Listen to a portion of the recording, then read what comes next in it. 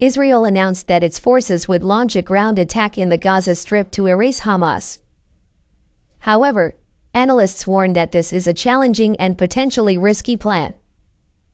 Nearly a month since the most fierce attack by Hamas in decades, the Israeli leadership affirmed that it is only a matter of when to carry out a ground attack plan in Gaza.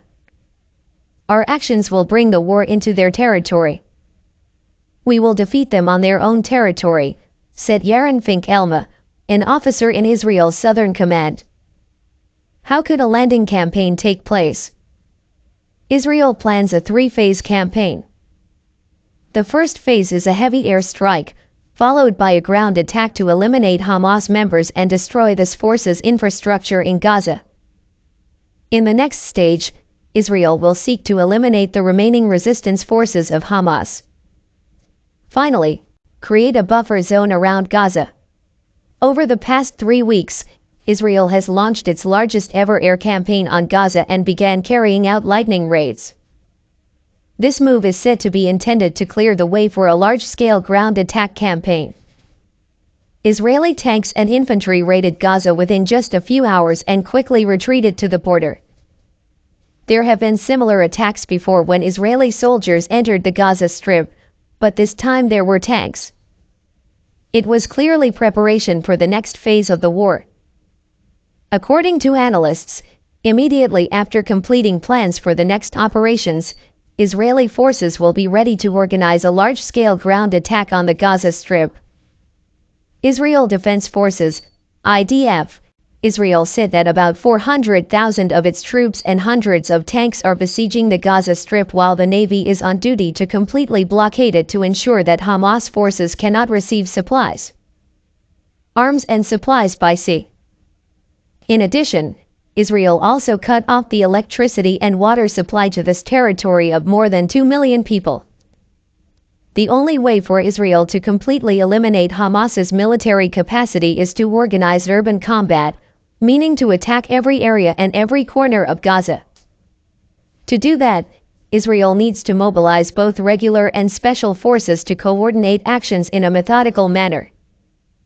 Given the size of the Gaza Strip, its fighting forces and its weapons depot system, this Israeli campaign could take several months even if Israel has superior military potential.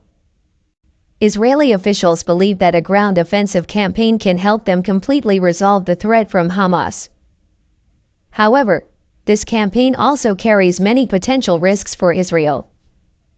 As Israel continues to airstrike and shell targets in the Gaza Strip, its soldiers wonder, is this a trap? Hamas and its supporting forces certainly predicted Israel's fierce response after this group's rocket attack on October 7. According to analysts, Israel's next steps will determine the situation in the Gaza Strip even in the next few decades. In the Gaza Strip, the Israeli military understands that ground forces will face improvised explosive devices that can cripple tanks. Meanwhile, military helicopters could be attacked by Hamas's surface-to-air missiles. To prepare for the scenario of an Israeli ground attack in Gaza, Hamas is expected to set up traps and be ready to use tactics such as suicide bombing and kidnapping Israeli soldiers as hostages. As the attacking side, Israel will also be at a disadvantage because of its urban combat model. Gaza is a narrow strip of land with an area of more than 360 square kilometers. The capital, Gaza City, has about 700,000 people concentrated in about 50 square kilometers with many high-rise buildings.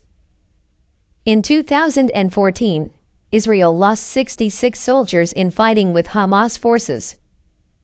At the time, the Israeli army struggled to fight in urban areas, tunnels, booby traps, ambushes and sniper fire across the Gaza Strip, even though the conflict only lasted a few weeks.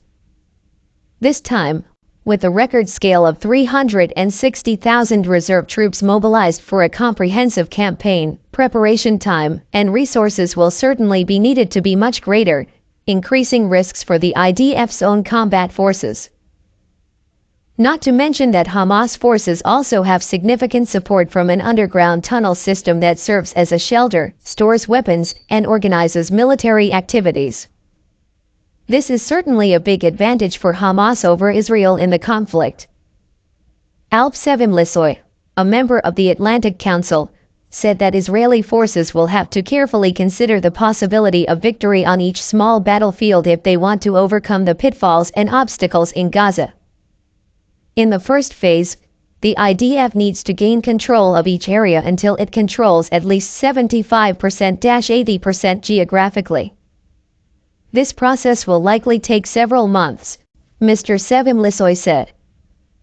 In addition to the risk of loss of military force, Israel's ground attack plan also risks the hostage rescue campaign and causes large casualties among civilians in the Gaza Strip.